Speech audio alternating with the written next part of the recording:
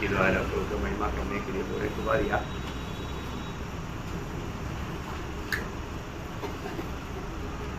कितना दिल को छू लेने वाला गीत था। क्रूस की प्रेम को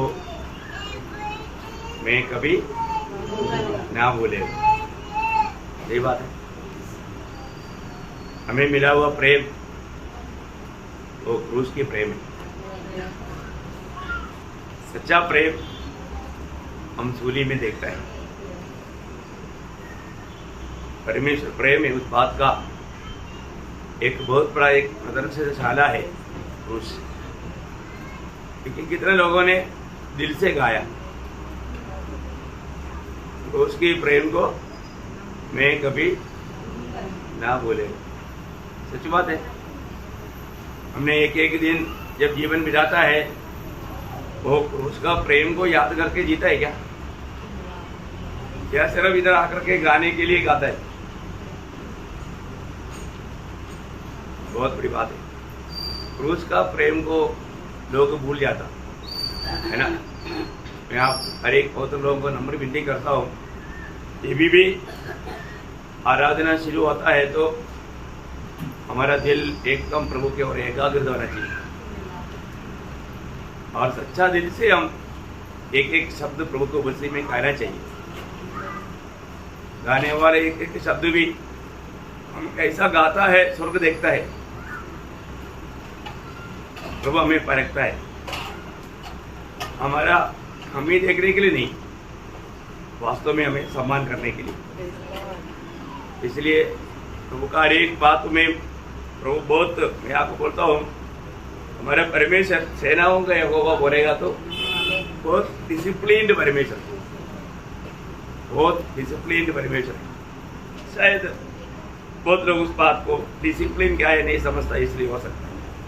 तो प्रभु को धन्यवाद देता है कि आज भी प्रभु का हमेशा हमारे बीच में है और एक बार हमें बचाने के लिए हमारे लिए कालवरी सूली पर बलिदान हुआ। प्रभु यीशु मसीह की सूली की मूर्ति को याद दिलाने वाला हमेशा हमारे बीच में है। इसमें भाग लेने के लिए उन्होंने और एक अवसर हमें दिया। ये वचन का सुंदरता बहुत बड़ा है। प्रभु का वचन जब एक माला जैसा है, वो एक एक ऐसा जोड़ करके माला डालने वाला बात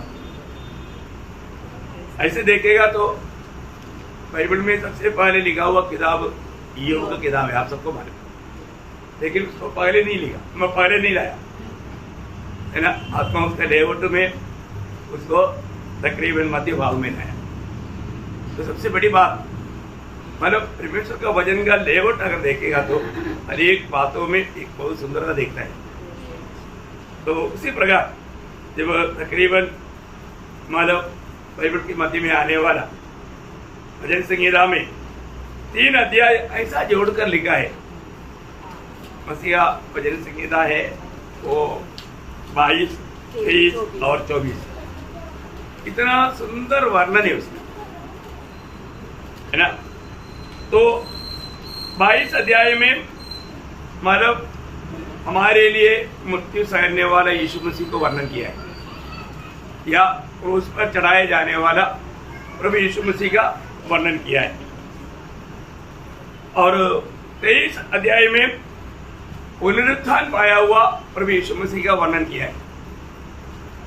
और 24 अध्याय में राजा होकर के आने वाला प्रभु यीशु मसीह का वर्णन किया है। कितना अच्छा वर्णन है ना। 22 अध्याय में प्रभु यीशु मसीह का उस क्रूसित चित्र को हमें वर्णन करता है। आपको मालूम है जब दावीद यीशु मसीह के जन्म होने से करीब 1000 साल पहले आत्मा में गाया हुआ एक बात है। उस समय में मतलब प्रभु यीशु मसीह सूली पर जो 7 शब्द कहा था, उसका एक शब्द शुरुआत में हम 22 का शुरुआत में हम देखते हैं, वो प्रभु ने 4वां शब्द जो निकाला था वो शब्द था, क्या था वो? हाँ, देखा तूने मुझे क्यों छोड़ दिया। ये दावीद को छोड़ने के बारे में नहीं, ये सूली पर सब से मतलब परमेश्वर ने भी छोड़ने वाला एक अनुभव मसीहा का आएगा। ये बात को प्रवचन आत्मा में देखते हुए आत्मा में भर करके लिखा वो बात है। और आपको मालूम है उस समय में कभी सोच नहीं सकता, तो उसका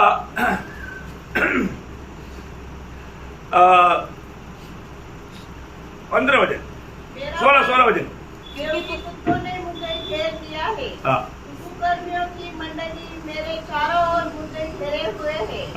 वे मेरे हाथ और मेरे पैर छेदते हैं। देखा, मेरे हाथ और पैर को छेदते हैं। देखा, मतलब उस समय में ऐसा एक मृत्यु के बारे में सोच नहीं सकता, क्योंकि उस समय में ऐसा सूली की मृत्यु नहीं दिया जाता, किसी की भावना में भी नहीं था।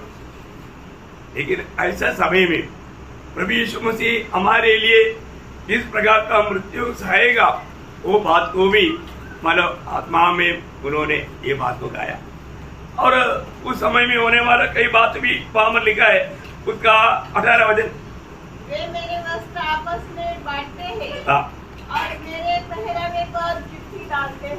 मतलब ये सब जैसा लिखा वैसा ही हुआ है ना, जैसा लिखा वैसा ही हुआ। ये हम लोग चरित्र में देखता है। तो बहुत बड़ी बात क्या है ना प्रियो, जब प्रभु यीशु मसीह सूली पर था, वहां पर 5 प्रकार का दुश्मनों ने प्रभु को घेर लिया।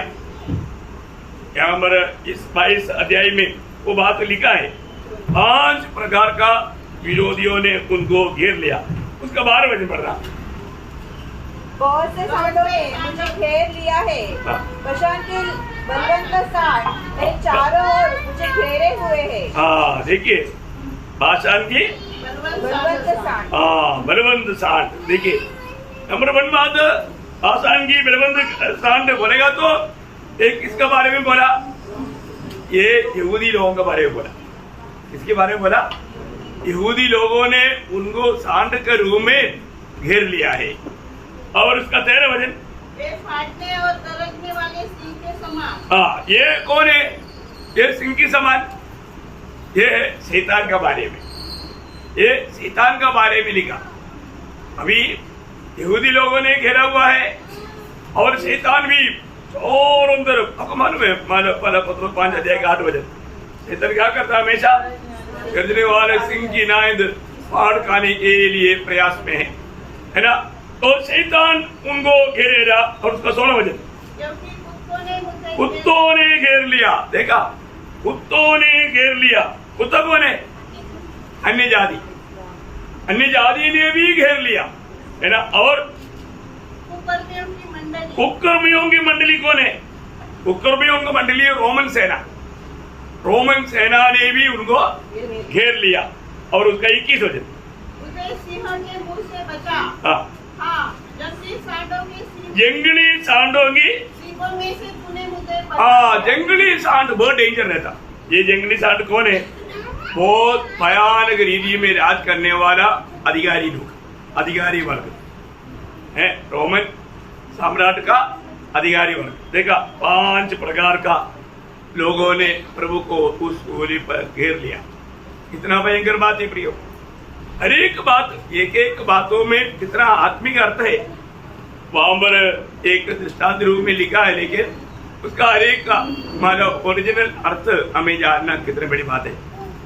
हम देखते हैं कि मानव प्रभु यीशु मसीह हमारे लिए मानव कालवरी सूली पर बलिदान हुआ।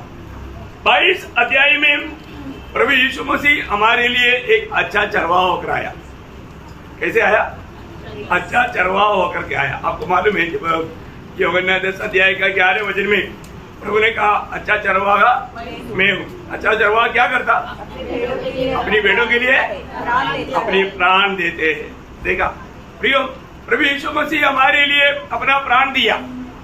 वो अच्छा चरवाहा होकर के ये दुनिया में आया है ना। और 23 अध्याय में ये चरवाहा कौन है? ये बड़ा चरवाहा है। कौन है? बड़ा चरवाहा। मतलब आज कौन है वो बड़ा चरवाहा है ना। जब इब्रानियों 13 अध्याय उसका 20 वचन में हम पढ़ता है, इब्रानियों 13 अध्याय उसका 20 वचन। जो हमारे प्रभु यीशु को जो भेड़ों का महान रखवाला। हाँ, महान रखवाला, बड़ा नहीं, महान रखवाला। तो आज प्रभु कौन है? महान रखवाला है। और कल कौन रहेगा वो? पहला चरवाहा की रूह में पहला पत्रोस 5 अध्याय का 4 बजे। हाँ, प्रधान रखवाला। कल कौन रहेगा वो? प्रधान रखवाला। मतलब कल वो पिछला कल में वो अच्छा चरवाहा था, आज वो महान चरवाहा है, और कल वो प्रधान रखवाला रहेगा। देखिए, उनका अलग अलग अवस्था के बारे में बाइबल बताता है। ये बात को हम लोग देख सकता है। तो मतलब 22 अध्याय में हमारे लिए क्रूस पर मारा जाने वाला यीशु मसीह है, तो 23 अध्याय में हमें चलाने वाला, आज के दिन में हमें ले चलने वाला एक चरवाहा के रूप में। आपको मालूम है 23 वजन संहिता में कितना वजन है? 6 वजन है। हर एक 2-2 वजन एक बात को बताता, हर एक 2-2 वजन एक बात को बताता। मतलब पहला वो भाग 2 वजन चरवाहा और भेड़। पहला 2 वजन क्या बोलता? चरवाहा और भेड़। और दूसरा 2 वजन मतलब 3 और 4 वजन यात्री और मार्ग दिखाने वाला। क्या है? यात्री और मार्ग दिखाने वाला। और 5 और 6 मतलब खिलाने वाला और खाने वाला, खिलाने वाला और खाने वाला। ऐसा 3 मतलब का अवस्था है, 3 अवस्था। पहला 2 वजन मतलब चरवाहा और भेड़ और चरवाहा। दूसरा 2 वजन यात्री और यात्री को मार्ग दिखाने वाला। और तीसरा 2 वजन भोजन करने वाला और भोजन खिलाने वाला। इस रूप में ये 23 वजन संहिता है। वर्तमान दुनिया में आज प्रभु से इस प्रकार का अनुभव में हम लोग चलता है। और 24वां अध्याय महिमा का राजा का प्रवेश है। महिमा का राजा कौन है? प्रभु यीशु मसीह। उसका हमारा 24 अध्याय का 10 वजन है ना। तो राजा कौन है? वो प्रतापी राजा है, प्रतापी राजा। वो प्रतापी राजा कौन है? वो प्रभु यीशु मसीह है। तो इसका मतलब क्या है कि हमारे जीवन में ये जो भूतकाल, वर्तमान काल, भविष्य काल, आपको मालूम है जब इब्रानियों के पत्री में इसका एक सुंदर प्रभु का प्रकट होने के विषय में 3 बार का प्रकट होने का बात ऐसा लिखा है। पहली बात जब इब्रानियों 9 अध्याय उसका 26 वजन, नहीं तो जगत की उत्पत्ति से लेकर उसको बार-बार उठाना पड़ता, पर अब युग के अंत में वह एक ही बार प्रकट हुआ है। एक ही बार प्रकट हुआ, वो प्रकट हुआ, वो शब्द बहुत इम्पोर्टेंट है। एक ही बार प्रकट हुआ, ये भूतकाल की बात है।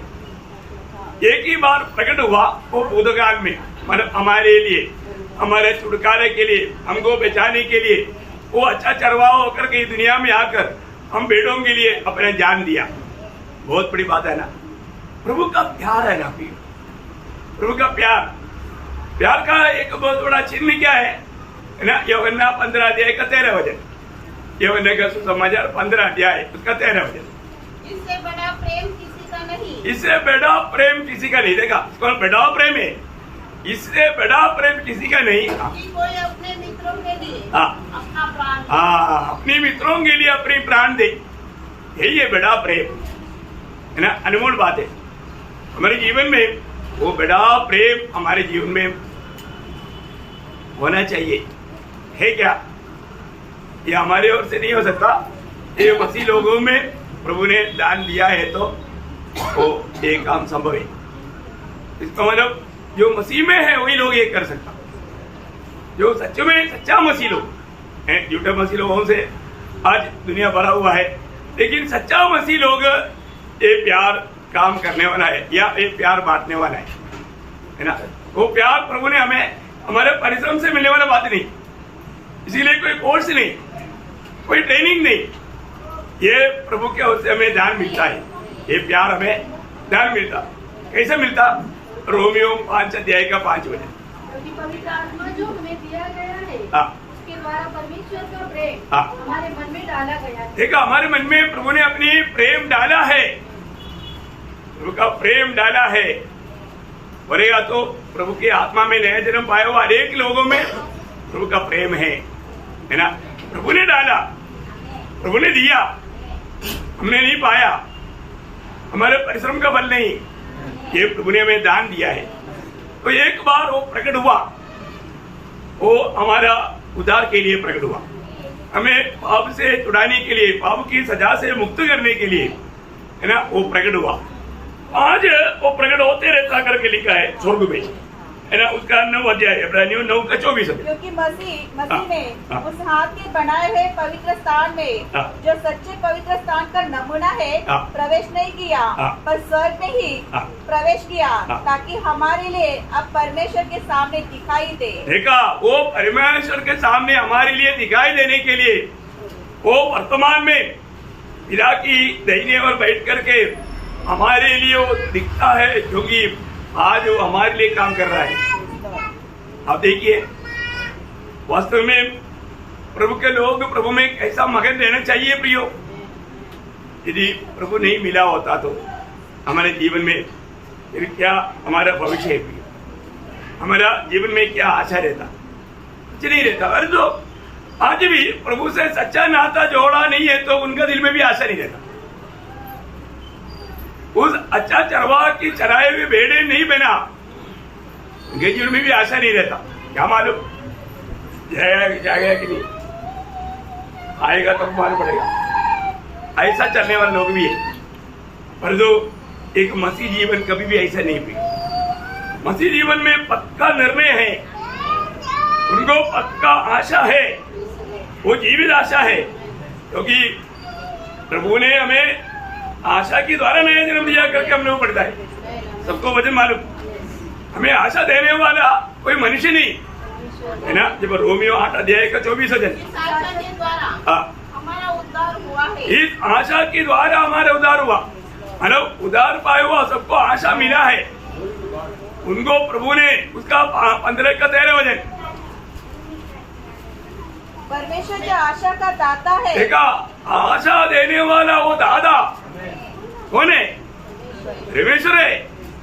परमेश्वर की ओर से हमें आशा मिला। हमारा परमेश्वर दिया हुआ आशा कभी भी भंग नहीं होता। आशा भंग होता है? नहीं, आशा भंग नहीं होगा, क्योंकि ये दिया हुआ प्रभु सच्चा परमेश्वर है, जिंदा परमेश्वर है। कितनी बड़ी बात है। आज भी हम लोग क्यों जिंदा है प्रियो? हम लोग क्यों अच्छा है? प्रभु का बिंदी है, हमारा अच्छाई के कारण नहीं। हम में से कोई भी अच्छा काम करने के कारण स्वर्ग में जाएगा ऐसा नहीं है, ऐसा नहीं। ये प्रभु ने हमारे लिए किया हुआ कामों पर विश्वास करने के द्वारा जाएगा, मसीह में बना रहने के द्वारा जाएगा। हम अपनी धार्मिकता लेकर के स्वर्ग में जाएगा तो स्वर्ग में एंट्री होगा? कभी नहीं, कभी नहीं। हमारे जो कुछ भी है वो यीशु मसीह है। हम मसीह में है और उस मसीह के नाम से हमको हर जगह पर प्रवेश है, इसके अलावा नहीं। और हम अपनी मतलब धार्मिकता लेकर जाएगा तो किसी कारण भी हमें स्वर्ग में प्रवेश नहीं मिलेगा।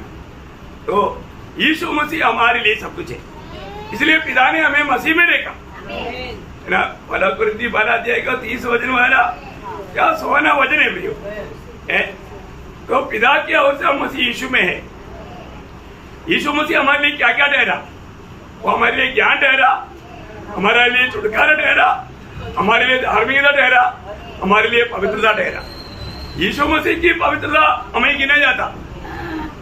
हम पवित्र जीवन बिताया इसलिए पवित्र होकर के हम जाएगा, ऐसा है क्या? कभी नहीं। यीशु मसीह की पवित्रता बिना हम स्वर्ग में एंट्री नहीं कर सकता। तो बहुत बड़ी बात है। आज भी हमारे खिलाफ में दोष लगाते हुए हमारे विरोधी शैतान स्वर्ग में जाता है तो हमारे यीशु मसीह बोलता है वो मेरा है, मैंने मेरी लेबू से खरीदा है, वो हमारे लिए विनती करता। कितनी बड़ी बात है भैया, कितनी बड़ी बात है। प्रभु का वचन में बताया हुआ एक एक बात हमारे लिए इतना लाभदायक है करके वचन में विश्वास करने वाला हर कदम में अनुभव करेगा। और वो बोलता है कि और एक बार वो प्रकट होगा। अभी वो प्रकट हुआ था, अभी प्रकट होते रहता, और आगे एक बार प्रकट होगा। किसके लिए प्रकट होगा? हाँ, करेक्ट। इब्रानियों 9:28। और जो लोग उसकी बाट जोते हैं हाँ। उनके उद्धार के लिए हाँ। दूसरी बार बिना पाप उठाए हुए दिखाई देगा। देखा, वो वापस दिखाई देगा प्रियो, वो वापस प्रकट होने वाला है।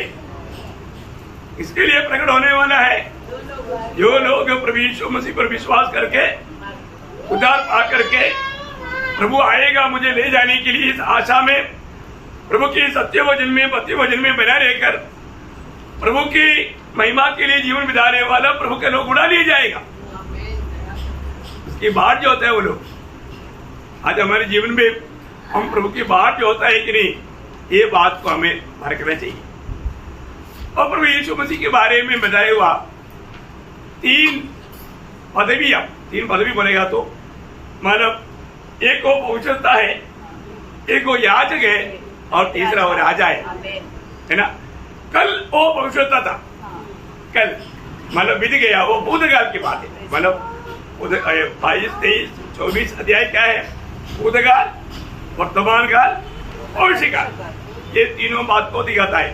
तो यीशु मसीह कल क्या था, कल वो पवित्रता था, है ना।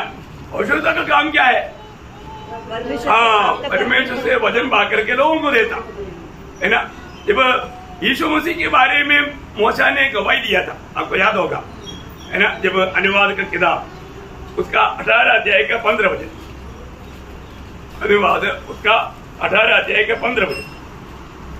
तेरा परमेश्वर यहोवा तेरे मध्य से अर्थात तेरे भाइयों में से मेरे समान एक नबी को उत्पन्न करेगा, तू उसकी सुनना। देखा, तू उसकी सुनना। एक मेरे जैसा एक भविष्यवक्ता को परमेश्वर तुम्हारे बीच में खड़ा करेगा करके यहूदी लोगों को ये बात मूसा याद दिलाता था, है ना। वो बात जब यूहन्ना का सुसमाचार 7 अध्याय उसका 40 वचन पढ़ना। किसी ने ये बातें सुनकर कहा, सचमुच यही वह भविष्यवक्ता है। देखा, यही वह भविष्यवक्ता है। कौन? जो मूसा ने कहा था, मूसा ने कहा हुआ यही वह भविष्यवक्ता है करके वहां पर लोग गवाही देता है। प्रियो, ये बहुत बड़ी बात है। तो यही बात को लेकर के पत्रोस अपने प्रचार में काम उसका 3 अध्याय उसका 22-23 वचन पढ़ना। जैसा कि मूसा ने कहा, प्रभु परमेश्वर तुम्हारे भाइयों में से तुम्हारे लिए मूसा एक भविष्यवक्ता उठाएगा, जो कुछ वह तुमसे कहे उसकी सुनना, परंतु प्रत्येक मनुष्य जो उस भविष्यवक्ता की न सुने लोगों में से नष्ट किया जाएगा। देखा, यहाँ पर पत्रोस को अभिषेक को लेकर के संदेश दे रहा है, प्रभु की बातों को सुनना या प्रभु की बातों को मानना। उसका 7 अध्याय का 37 भी पढ़िएगा, 7 अध्याय का 37। यह वही मूसा है जिसने इस्राएल से कहा, पर परमेश्वर तुम्हारे भाइयों में से तुम्हारे लिए मूसा एक भविष्यवक्ता उठाएगा। देखा, मूसा मेरे जैसा एक भविष्यवक्ता को उठाएगा, वो है प्रभु यीशु मसीह। देखा, कितना साफ बात है। तो यीशु मसीह भूतकाल में कौन था? भविष्यवक्ता था। और जो वर्तमान काल में कौन है? याजक। वो याजक है, वो महायाजक है। देखिए, हमारे लिए एक महायाजक है स्वर्ग में। ये कितना हमारे लिए सांत्वना का बात है। जब इब्रानियों का पत्री उसका 7 अध्याय का 25-26 वचन, इसीलिए जो उसके द्वारा परमेश्वर के पास आते हैं वह उनका पूरा उद्धार कर सकता है, क्योंकि वह उनके लिए विनती करने को सर्वदा जीवित है। अतः ऐसा ही महायाजक हमारे योग्य था, जो पवित्र और निष्कपट और निर्मल और पापियों से अलग और स्वर्ग से भी ऊंचा किया हुआ है। देखिए, कितना बड़ी बात है प्रियो। मतलब प्रभु यीशु मसीह की विजय जीवन का महत्व यहाँ पर वर्णन करता है। आज वह हमारे लिए विनती करता है। वो ये दुनिया में था, हर प्रकार हमारी न्याय परखा गया, है ना। मतलब प्रभु यीशु मसीह को मरुस्थल में शैतान के द्वारा परखा जाने के लिए प्रभु ने अनुमति क्यों लिया? कभी सोचा? प्रभु यीशु मसीह को मरुस्थल में शैतान के द्वारा परखा जाने के लिए अनुमति क्यों दिया?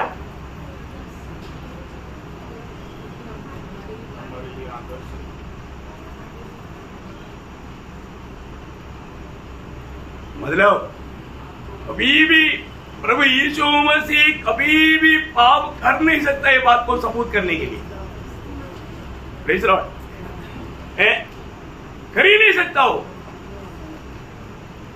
क्योंकि वो परमेश्वर का पुत्र है, वो पाप कर ही नहीं सकता। वहां पर तीनों प्रकार का परीक्षा हुआ और दो प्रभु यीशु मसीह कोई भी परीक्षा में नहीं आया, है ना। परीक्षा आना कोई गलती नहीं, परीक्षा में पढ़ना गलती है। ये भयंकर बात, परीक्षा सबका जीवन में आता है। देखो इधर भी कई लोगों का अभी भी परीक्षा चल रहा है, सो जाओ इतना जल्दी है। कितना दुखदायक बात है, परीक्षा है। प्रियो, हमारे जीवन में परीक्षाओं में चले लोग परीक्षा में पड़ गया था, इसलिए तलवार निकाला। तो बोला जो तलवार निकालते हैं तलवार से मारा जाएगा। बहुत बड़ी बात है हमारे जीवन में। प्रियो, एक बात जानना, प्रभु यीशु मसीह में पाप नहीं था, वो पाप नहीं जानता था और उसने कभी पाप नहीं किया। वही व्यक्ति हमें बचा सकता, वही हमें छुड़ा सकता, उसका ही बलिदान से हमें मुक्ति मिला। और आज भी वो क्या करता हमारे लिए, प्रभु में हम विश्वास किया हुआ अनेक पवित्र लोग इसी प्रकार पाप में ना पड़ने के लिए वो विनती करता है, विनती करता। इतनी बड़ी बात है। दुनिया में भी था, तब भी पिता से बोला, पिता उस दुष्ट की हाथ में पड़ने से उनको बचाना। क्या बोला? उस दुष्ट की हाथ में पड़ने से उनको बचाना। हमें भी प्रार्थना सिखाया चेलों को, तब क्या बोला?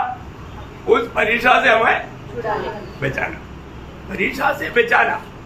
प्रियो, प्रभु हमें बचाएगा नहीं तो हम बचेगा नहीं, है ना। इधर बैठा हुआ हर एक लोग हिटलर जैसा भयंकर बन सकता है,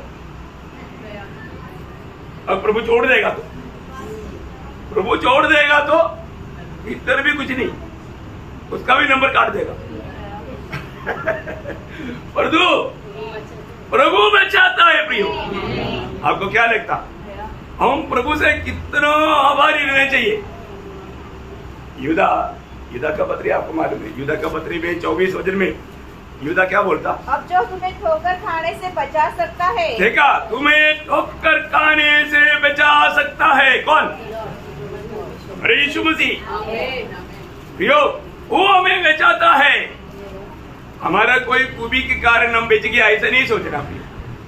हमारा होशियारगिरी से हम लोग कोई नहीं बचता, प्रभु हमको बचाता है, इसलिए हम बच गया, है ना।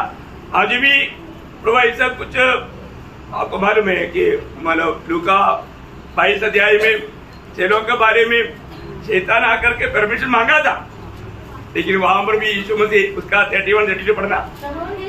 हाँ, एक शैतान ने तुम लोगों को मांग लिया है, तुम लोगों को मांग लिया, तुम लोगों को मांगा।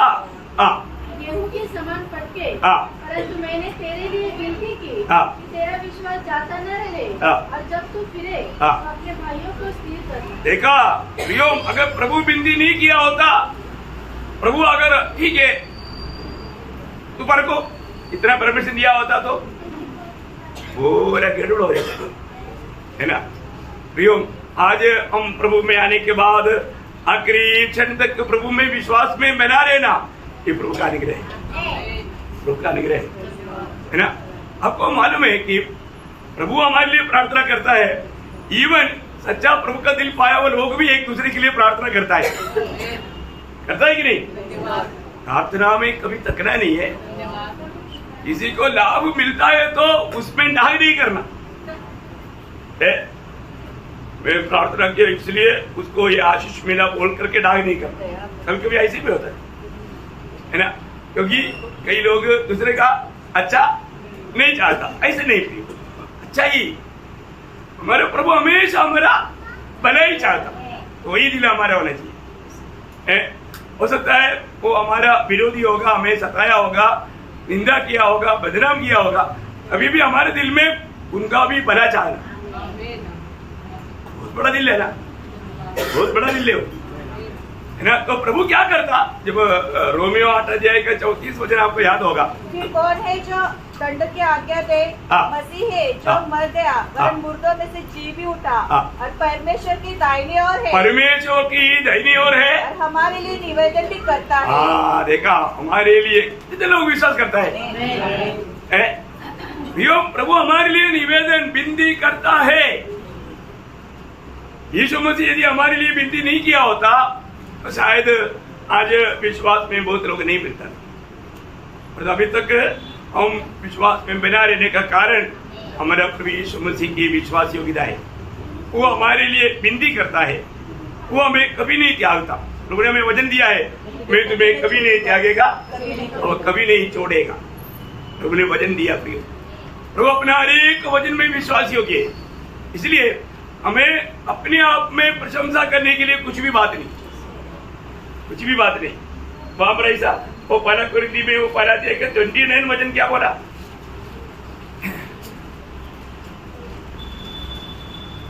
ताकि कोई प्राणी परमेश्वर के सामने घमंड न करे। देखा, ताकि कोई भी प्राणी प्रभु के सामने घमंड करने ना पाए, घमंड करने ना पाए।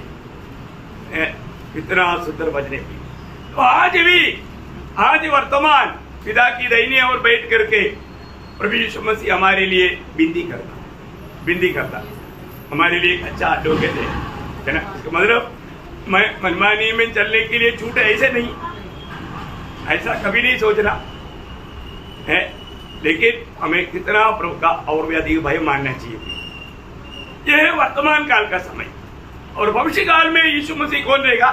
अभी एक मानव भविष्यता था भूतकाल, और वर्तमान में वो महान याजक है, स्वर्गीय पिता की दाहिनी ओर बैठा है, और भविष्य काल में वो राजाओं की राजा प्रभुओं का प्रभु रहेगा, है ना। जब प्रकाशित वाक्य 19 अध्याय का 16 वचन, उसके वस्त्र और जांघ पर यह नाम लिखा है, राजाओं का राजा और प्रभुओं का प्रभु। ओ कितना बड़ी बात है, वो राजाओं की राजा और प्रभुओं का प्रभु है ना। ये बात मैं सोचता हूँ प्रभु का लोगों के लिए भी ये बातें हैं, ये पदवी प्रभु ने दिया है। उधार पाए हुए हर एक लोग कौन है? हम लोग भविष्यता भी है, याजक भी है और राजा भी है। आज हमें 2 ड्यूटी करना है, 2 ड्यूटी आज हमें करना, तीसरा ड्यूटी भविष्य में करना। ये 2 ड्यूटी में हम लोग विश्वासियों के रहना चाहिए। कौन कौन सी ड्यूटी? भविष्यवक्ता और सब लोग मेरे साथ है ना, या कोई नया बात बता रहे? आपको मालूम है, पुराना बात थोड़ा याद ही रहता है। आज भविष्यवक्ता का काम और याजक का काम दोनों करना है, इसमें हमें विश्वासियों के रहना है। भविष्यवक्ता का काम क्या है?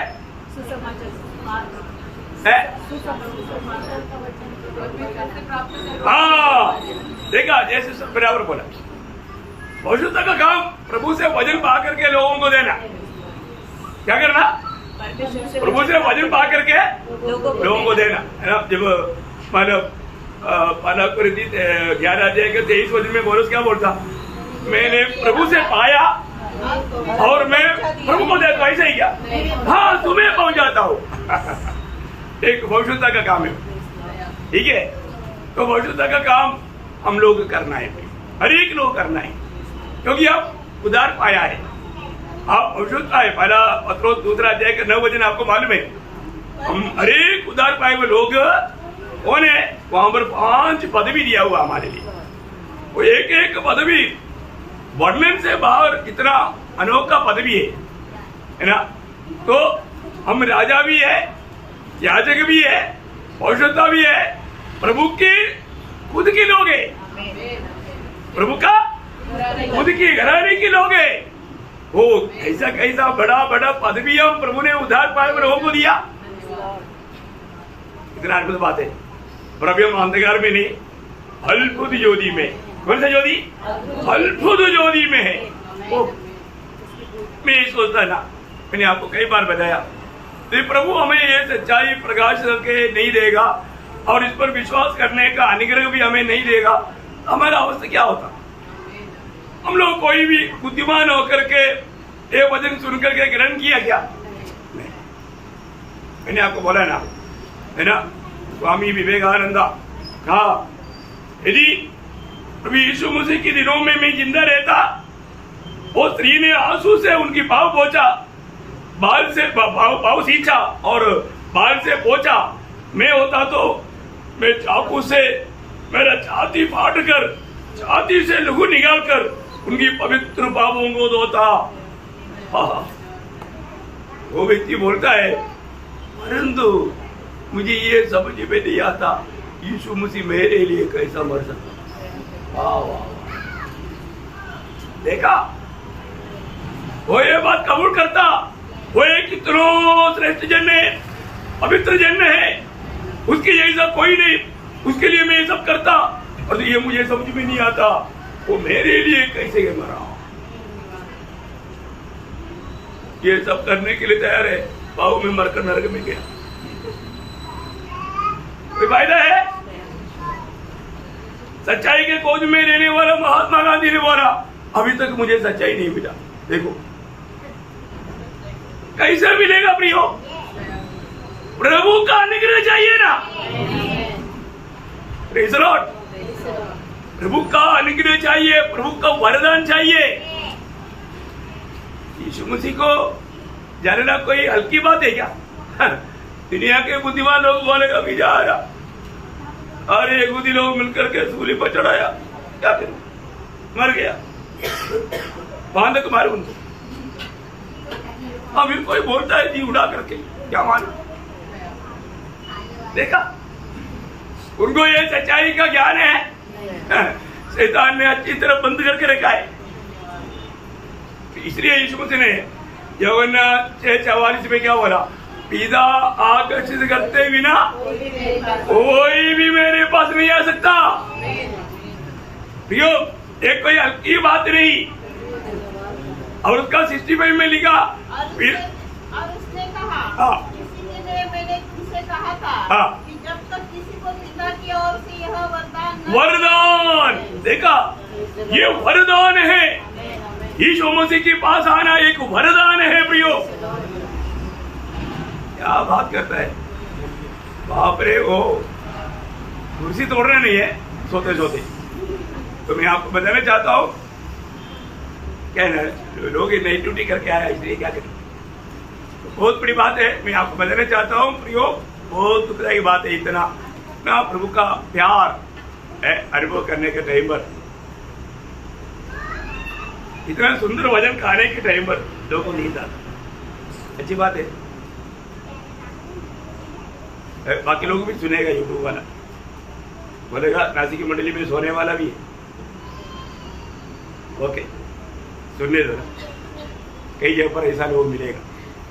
तो बहुत बड़ी दुख की बात है प्रियो, हमारे जीवन में मतलब हमें पदवी दिया, हम भविष्यता है और याजक है।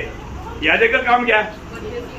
हाँ, मतलब लोगों के लिए पिता से विनती करना, मध्यस्थी करना। मध्यस्थी करता है, हमारा मध्यस्थी क्या है? बड़ा टोकरी है, प्रभु सबको आशीष दे, मंडली का सबको आशीष दे। हो गया ना, मंडली के लिए प्रार्थना किया ना, कैसे प्रार्थना किया? सबको टोकरी पे डाल कर छोट में, और हम बोलेगा प्रार्थना किया। सच्ची बात है, बड़ा धोखा है ना, बोझ के साथ करना पड़ेगा, सब बहुत बड़ी बात है। और हम राज करेगा ना, कौन राज करेगा? उसका एक व्यवस्था मैं आपको बताता हूँ, है ना, जब दूसरा तिमोथी 2 अध्याय का 11-12 बजे। ये बात सच है कि यदि हम उसके साथ मर गए, देखो ये बात सच है, यदि हम प्रभु यीशु के साथ मर गया तो उसके साथ जिएंगे भी, उसके साथ जिएंगे भी। यदि हम धीरे से सहते रहेंगे, क्या करना? धीरे से सहते रहना, धीरे से सहते रहना। धीरे से सहते रहेगा तो राज्य भी करेगा, राज्य करेगा। रुका वायदा है प्रियो, पर दूसरा वही लोग राज करेगा जो प्रभु यीशु मसीह के खातिर हर एक दुख कष्टों को धीरे से सहते रहेगा, ना कुड़कुड़ाते हुए। हर बात में हम लोग क्या करेगा? धन्यवाद करेगा। क्या करेगा? धन्यवाद करेगा। कैसे धन्यवाद करेगा? मैं फेल हो गया, धन्यवाद प्रभु, ऐसा दुखी निराश होकर गए हम कैसे धन्यवाद देना? पड़ोसियों में 12 अध्याय का 13 वचन आपका 12 होगा, 12 से पढ़ना, 12-13। और पिता का धन्यवाद करते रहो जिसने हमें इस योग्य बनाया कि ज्योति में पवित्र लोगों के साथ। नहीं, वो धन्यवाद करते रहो, हम एक शब्द है आनंद से, वो शब्द नहीं आया है? नहीं है हिंदी में, हिंदी में नहीं। हाँ अच्छा है, खा लिया। हम आनंद से, कैसे धन्यवाद देना? आनंद से। मराठी में है आणि ज्यांनी तुम्हाला प्रकाशातील पवित्र जनांच्या वतनाचे विभागी होण्याजोगी केले त्या पित्याची तुम्ही उपकार स्तुती करावी। नहीं,